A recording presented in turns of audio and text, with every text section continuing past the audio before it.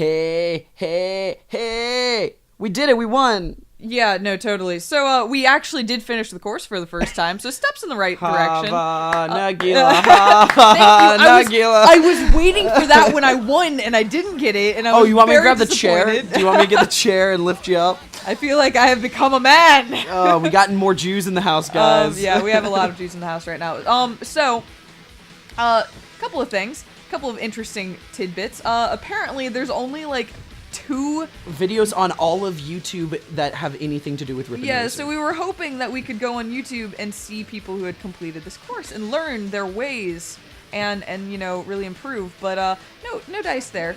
So it's kind of cool that we're playing a game that literally no one's ever played. I agree. Like, it whoa. also means that well, that would have been awesome. It would. I stuck it last time. You weren't watching because you were watching the Carnage dude review this game. You know. No, you just gave him a shout out. I did. He didn't do anything for us. You shouldn't have done that. No, he did really bad. He was absolutely no help. So basically, we are able to get a time of about 2:26 right now, and we got to get time, 2:15. Yeah, so we'll see. I think it's that jump. I think if you get that jump, that's the thing that sheds that time. I mean, that's probably true, but like... Agreed, but I'm just not sure if it's even possible without getting that jump, you know? Okay. I can give it a shot. My problem is I've never come close to getting that jump. Yeah, it's hard. You got close. You just gotta time it literally perfectly. I guess. I'm getting better at actually navigating. Okay. All right, I'm gonna give it a shot. I'm gonna give it a shot. You're gonna try it? Yeah. Oh god, nope. Oh yeah. You gotta get that turn just right. Okay, well, Well, we're going down the pit. I guess, are we about to restart? Yeah. You can try not to. It feels like it's there as like that final holy grail. It is, but by that same logic, the course should be beatable without that particular secret. Mostly because that secret is so obvious and so like, it's such a monkey's paw. Well, it is beatable. I mean, you did beat it, but shedding 12 seconds off, that's a hard feat. I guess. I mean, I know where some of those seconds came from. Okay. But is that 12 though? Like, I don't know. Well, you know. Okay. By the way, I found something while I was doing game research, and I have to read it to you. This game was not called Rippin' Riders? Rippin' Rastafarians in only America. Oh god, no. Oh, so start over? Nice. I know what I have to do there. I've been doing it the past couple of routes, and I thought I could go without. I think you have to go fakey there. Okay. But it adds time. Gotcha. But it also prevents you from flying into the abyss. So. Which, you know, pretty useful. Yeah, I think so. Really quick, the title of it in Japan, can you give me a guess, Gina? Rippin' Riders? No, it was slightly different. I do not know. It was snowboard theme. I'll give you that. I think if Carver's Angels. I don't know. Oh, that was close. If you work really hard, I bet you can guess it. I really don't know. You don't? Okay. No. All right. I'm going to say it, and you're going to be like, man, how did I not guess that? Okay. All right, you ready? Yeah. Cool Borders Burn with 6 R's. Why did they change to Rippin' Riders? Whose like great idea was that? Oh wow, you just weren't even playing it. I was like, I'm gonna change out a fakie because I think I've gotten through the challenging part. I'm just guys. I just want to say I am jet lagged to all hell right now. Yeah. I did not sleep last night. Do you know what time it is? I don't. Give it a guess. Welcome to Jake's worst quiz show ever. What time is it? Is it after 1? Maybe. Okay, I don't know. You're getting warmer. Is it after 2? You're getting not as warm now. Okay, so it's like it's. This is A+ quality content. It's really good. It's really god. he rockets away too. Oh god, how much time did that add? Oh. 64.64. You're really good at talking. I'm good at making the jokes. You're a swell guy, man. My dude. My pal. dude, my bro, my friend, pal, dude. Yes. Nailed it. I'm super impressed. Got it. We should host a show where we talk What and if? entertain Here's folks. a crazy idea. Yeah? I said the joke, and then you have a joke. I was ready. I was ready. How about do you? I told it to you already, so it doesn't count for the ping pong ball joke. It's amazing. We could take the rest of. Oh no! Oh no! We could take the rest of this episode to tell that joke. You're right. Gina, Okay. I didn't set a timer. You're a disgrace. You're just a disgrace. I could have tried. Why am I still playing? What are we doing? You know what? No. I'm done. I'm done. I'm done. What are you doing? I'm done. What are you doing? I'm done. I'm done. All I want. What? You can't. What? This is not according to plan. Gina, no, we have a mission. Our mission has been put on hold because I want to play as Ronnie. Oh my god. No, you know what? Who are you? No, you're go away. Jimmy apparently was a replacement character for like a really cool character. Really? Yeah, and everybody in the game FAQs was very bitter about Jimmy. There's a They're game like, yeah. FAQs for Rippin writers. This is the same game FAQs where it's like I think it's unlocked by jumping. That's my thought. So that was the entire FAQ. Did you? Nice. I read it aloud to you. They're like, "Hey, how do you unlock the snowman?" They're like, "Well, we think it's by doing something on this one level, I think, but it could just be by playing for a while. We're not sure. I don't care." That was how the world used to be. Isn't that crazy? The world used to be like, my theory is that if you do a half turn and then press the A button at the perfect time on this one course, then you get to unlock the super secret character. And the actual thing was just play the game and Yeah. you win. Like, No, and it's like, it's charming. I miss those times. It's I like used to- the Sonic, the Chow Garden, the extra Chow Garden Oh, that you yeah. had to jump to get to. yeah. Yeah, bullshit, but it was really, But I wanted to shit- believe. Well, shit like that is like, what if I could make a game? That's what I do. I would put crazy hidden stuff in it because that's so fun. And like in the internet age where you can find anything out, immediately, it's and I'm not.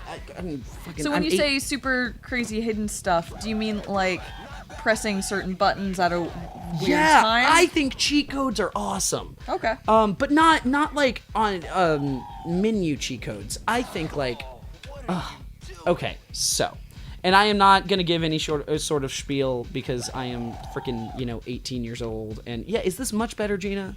Is this better for you? I want to unlock Gary. His name's Gary. Gary I think the it's alien. Gray the alien. Gray the alien? I don't know. I thought it was Gary. I don't know. I landed an indie finish. Yay. For 300. Dude, you're so indie. So anyway, I'm not gonna give any sort of spiel because I am 18 and literally my life would not work without internet at all.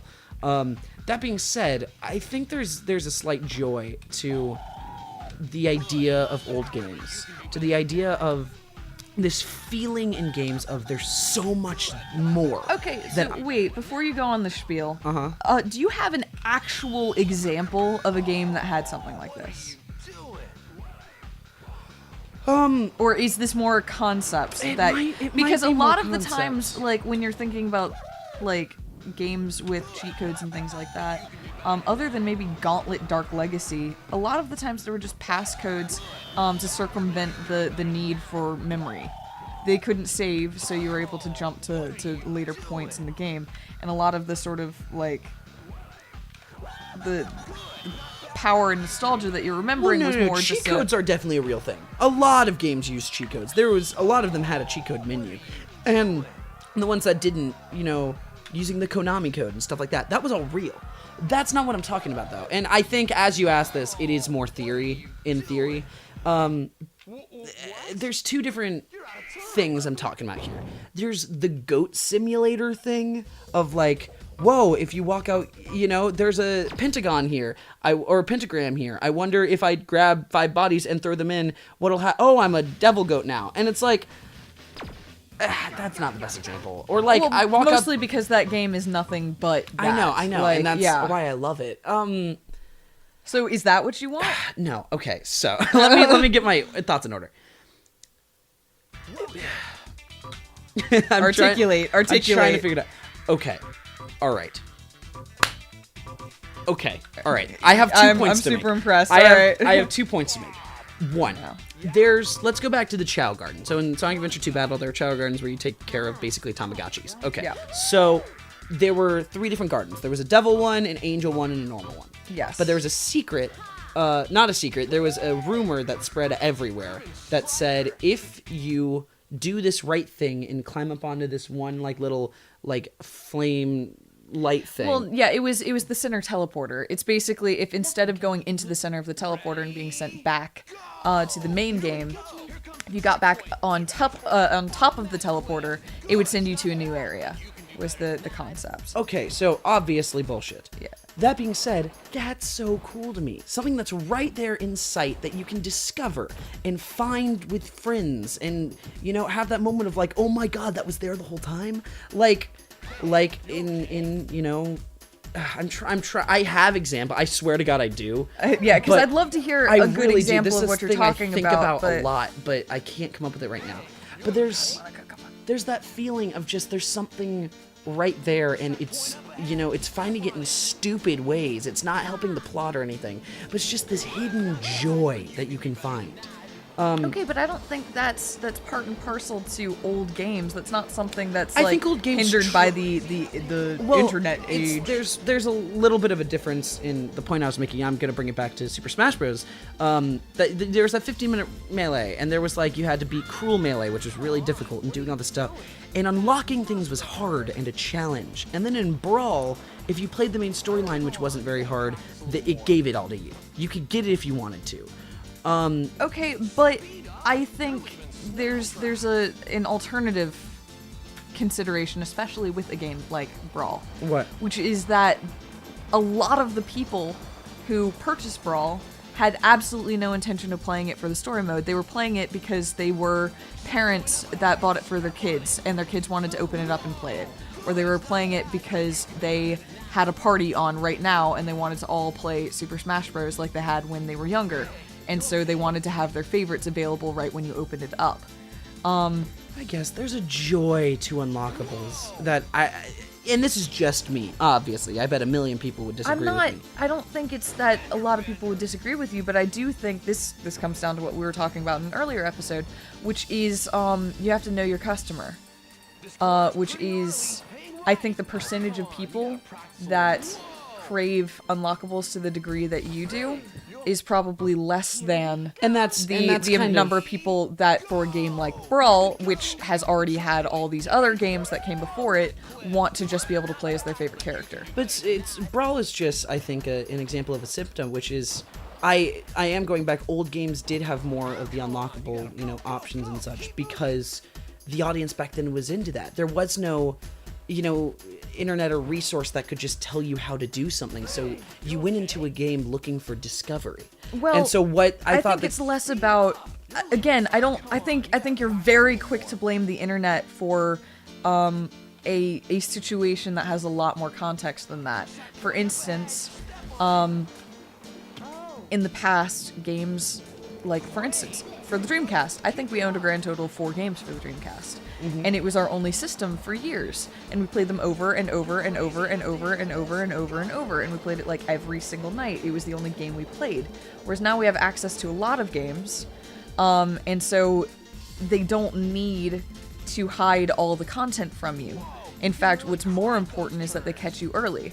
And I'm not saying that's better. I'm just saying that there is a very different context where now we have a saturated game market. Where in the past, especially in the 90s or the 80s, a lot of the times you might get only a few games at a time. So it's okay that they strip back the difficulty level. Another thing, and again, I'm not arguing that this is a good thing, I'm just arguing that this is something that is true in the market, is the idea of unlockables takes away potentially, and let me preface this by saying I hate this, from the ability to include DLC. Which DLC is a monstrous thing. I do not like. I think there are good platforms for DLC, but I do not like DLC. But in this case, a lot of the times the extra characters that they're hiding away are hidden behind a paywall rather than a skill wall. and that.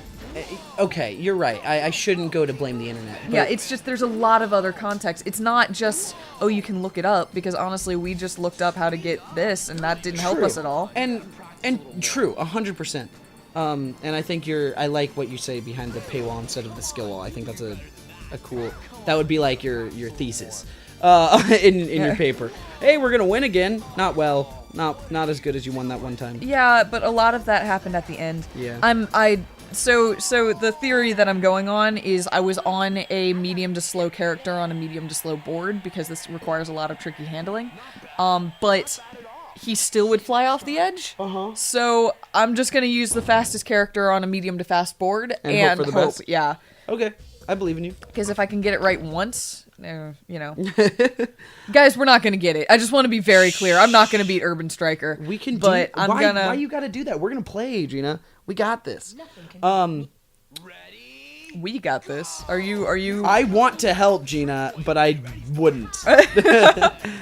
It's not about how much I want to be there for you. It's about anyway. Your skill wall. I think the reason why I went to blame the internet immediately, which you're right, I shouldn't have. But I think the kind of thought in my head when doing that was there was a joy when I was a kid of seeing that square with the question mark in it and staring at it and being like, what is this? What do I do? How do I get this? All I want to do is get this question mark. Whereas, I think there's a bit nowadays where that question mark only stays a question mark for a small amount of time. And you're right, there's a million games, and I complain about this, and then, name the last game I spent a lot of time playing. I was about to say, has there been a game recently where you actually would have invested the time to unlock content if you didn't already know what you'd be getting? No. Yeah, I mean... You're right. No, I'm also a symptom of the problem, but that doesn't... it doesn't kill my love for unlockables. I had the same discussion with Zach, Start who's over, been dude. I know Zach, who's been on the channel, because he was basically with the same angry nostalgia you're speaking with right now, talking about how he would never be able to play a game like Golden Sun nowadays. Why? Because it's a long game, and it's long not only because of the story, but also because there's some tedious portions, and there's things you have to repeat, and there's things that double back, and so on and so forth. And there's puzzles that take a while to solve.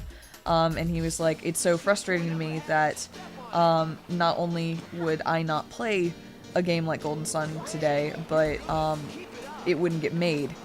And God, Gersh, you're doing darn really it, well. I Yeah, know. that was a good run. But we had sort of the same discussion, which is that with a saturated market and with sort of the games that are available, like, I love Tales of games. I love them. I love them. I love them. I love them. Even though a lot of the times they're the same game and the writing's not always great. I'm so bitter. But Tales of games are my favorite. I adore them. But recently, a Tales of game came out. It's Tales of You got this, you got this, you got this, you got this, you got this, you got this, you got this, you got this. It's the same title as all the rest of them, just like with an X this time. Start over. What is it? It's Tales of... Oh, Zestiria? God. Yeah, that one. Wow, I just literally I cannot tell you how I didn't actually know that was the title of the game. It was just Julia, and you're like, Zester dash bash bash. Almost. That's okay. Omega, like...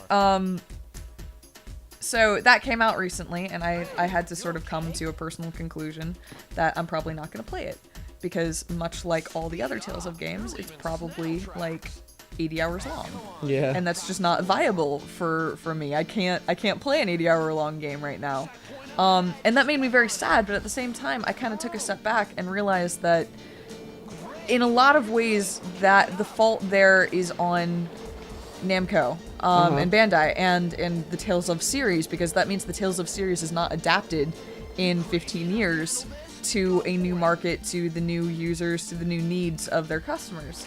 But what do you do when you make a name for yourself off of that thing? Like, some people go to play the Tales games because they are that 80-hour game that they're waiting to play, you know? Well, and if that's but what they are, what I if guess, they become something but, different? Going back to your target customer, is that actually this is what user research is for? Is that actually what people want? Is that actually what the majority of Tales of customers come to Tales of games for? I would speculate, my hypothesis, is that the length has very little to do with why people play Tales of games. I think there's a core to Tales of games that has very little to do with the way it's executed and more with the type of story it's telling. And I think the Tales of series, not that they're failing or anything like that, so they have no reason to listen to me, but I would caution them to hire a really good research team to look at their current users and see what it is that their current users actually get out of Tales of games. And try to adapt to the new markets, because frankly they might be able to develop games quicker, and they might sell better if they were more targeted towards So do their you audience. think that length is hurting Tales of Games? Yes, very much so. Really? Yeah. Okay. Because I didn't even buy it. So what Not about- because I even went on how long to beat.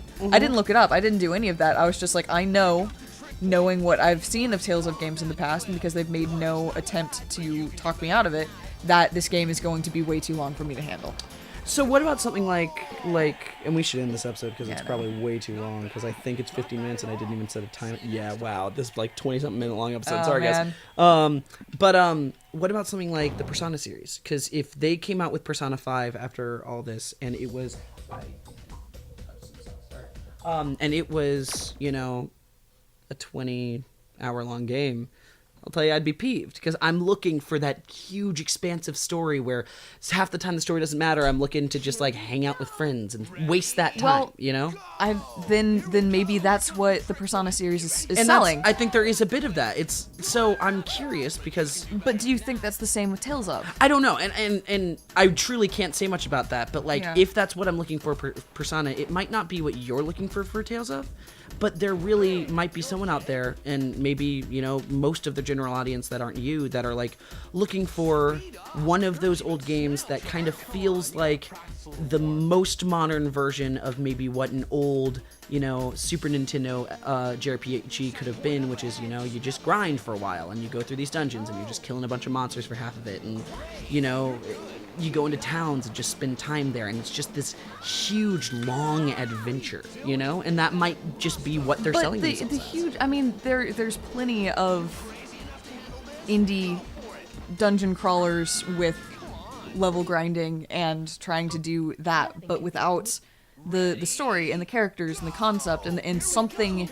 original and something that's not just nostalgia holding it together. Those things tend to fall apart after like less than an hour, because people suddenly realize that they don't have time.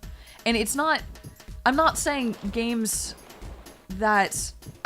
you can't have long ongoing games. I love Sims, not the game Sims, but like Stardew Valley or Rune Factory, or even like, you know, any of those games that require a lot of time and investment and so on and so forth. But I like them because they feel immersive and they feel like I can pick it up and live in that world for a little while. And it's not about, you know, performing annoying battle animations over and over again and repeating the same tasks. It's about progressing and really feeling like you have contributed to something. How do you not fall during that? Can It's you make possible, that jump? yeah. Well, Are you you can, sure? yeah, you can, but I shouldn't have tried. Are you positive you can? I don't know. I don't know, man. I think we should bail here. There's absolutely no chance that I win this round. Here's what I think. I Yep. think this should be our last episode for a little bit, but we should like keep for a while playing this. Yeah, and like see if we just can playing around and finally having fun. get Because like Gray. I fucking want to get Gray, and I want to do it on this show. I And would so, love like, that. That would be the completion of a childhood dream. Speaking of the completion of a childhood dream,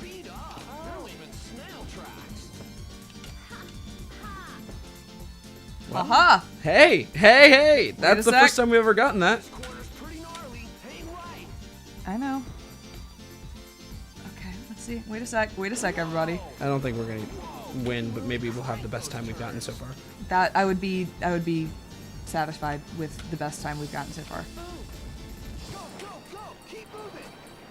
Oh, we're not going to get What? the best time we've gotten so far. I think you fucked up earlier a little more than you normally have. Because, like, look at the time right now.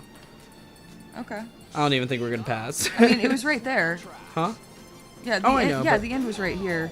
Had I not run into that, I would have Probably finished. gotten, like, 2:25, maybe. Yeah, A little which less. would have been the best time we'd gotten. True. Well, all right, let's cut this off. Hopefully there'll be another episode. I really hope so, because another episode, Would mean we actually had succeeded. either we've succeeded or we feel comfortable enough to try again. Yeah. You know? All so, right. fingers crossed. Sorry about the super long episode, but hopefully we talked about something interesting. Yeah. I enjoyed our conversation and sort of our look at video games. So yeah, have a good day, everyone. Okay, bye-bye.